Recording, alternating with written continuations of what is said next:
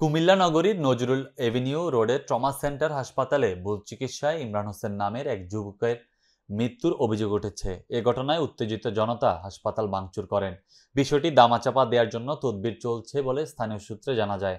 কুমিল্লা প্রতিনিধি রবিউল ইসলামের পাঠানো তথ্যচিত্রে বিস্তারিত। ঘটনার পরপরই নিহতের আত্মীয় স্বজনেরা ভুল চিকিৎসায় মারা গেছে দাবি তুলে হাসপাতাল ভাঙচুর করেন। নিহত ইমরান হোসেন কুমিল্লা নগরীর 14 নং ওয়ার্ডের 2 নং মুরাদপুর এলাকার দুবাই প্রবাসী হুমায়ুন আহমেদের ছেলে। নিহতের স্বজনরা জানায়, ইমরান হোসেন দীর্ঘদিন ধরে শ্বাসকষ্টজনিত সমস্যায় ভুগছিল।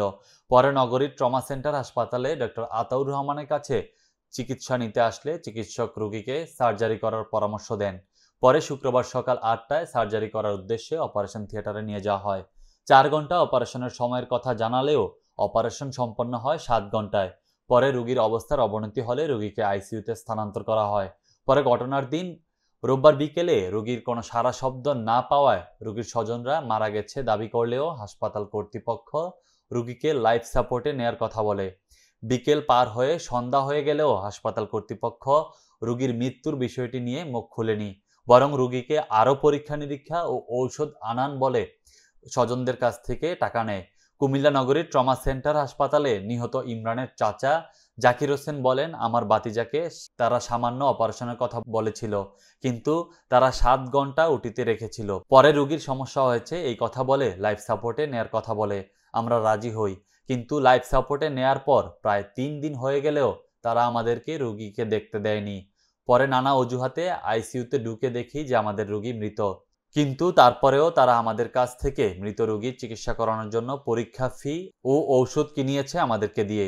তারা আমাদেরকে 25,000 টাকার অপারেশনের কথা বলে আমাদের কাছ থেকে প্রায় 3.5 লাখ টাকা নেয় ধাপে ধাপে। একজন রোগী 3 দিনে লাখ টাকার ঔষধ কিভাবে লাগে? তাদের গাফিলতির কারণে আমাদের রোগী মারা গেছে, আমরা এর বিচার চাই। এদিকে রোগী মারা যাওয়ার খবর জানাজানি হলে বিক্ষুব্ধ স্বজনেরা হাসপাতাল ভাঙচুর করেন। এই ঘটনার পরপরই সেনাবাহিনী ও পুলিশ এসে ঘটনাস্থল নিয়ন্ত্রণে নেন।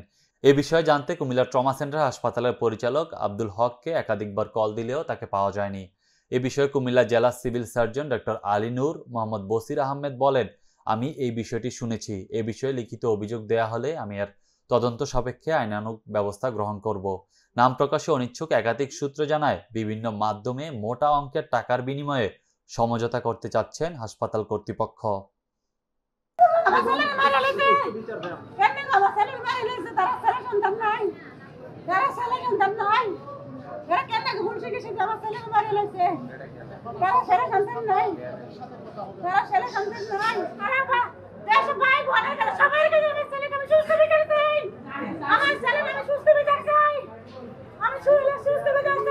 মৃত্যু রোগীরে ওরা মানে পরীক্ষা নিয়ে দিতে ওষুধ দিতে আছে।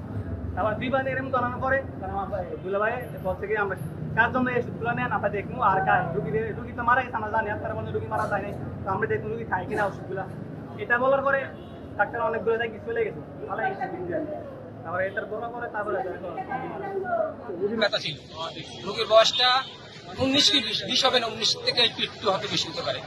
তখন পেট ব্যথা, ডাক্তার দেখাচ্ছে বলছে তার পেটে ব্যথা তো তাকে একটা অপারেশন করালাম। অপারেশন করতে কেমন খরচ যেতে পারে? বলছে 25,000 টাকা। তা আমরা ভাবছি অপারেশন কেরু ছোট্ট একটা অপারেশন 25,000 টাকা খরচ। ঠিক আছে, সুন্দর, আমরা 25,000 টাকার ভিতরে আমরা অপারেশন করালাম। টাকা তো আর দেয়নি, অপারেশন তারা বলছে আমরা বলছি কত করলাম অপারেশন করতে? 1 ঘন্টা 2 ঘন্টা আমরা বলছি ঠিক আছে। অপারেশন করতে 7 ঘন্টা লাগবে, 7 ঘন্টা করো আর 1 ঘন্টা করো, এটা আমাদের সাবজেক্ট নাই। ওটি কিন্তু আমরা যাইনি। অপারেশন করার পরে বলতেছে 50,000 টাকা দেওয়ার জন্য অপারেশন ফি। বললাম তো আমরা তো প্রথম বলছেন 25,000 টাকা, না আমরা ভুল শুনছেন, 25,000 টাকা অপারেশন, বড় অপারেশন, মেজর অপারেশন। আমরা তো মেজর অপারেশন আমরা আগে বলছি।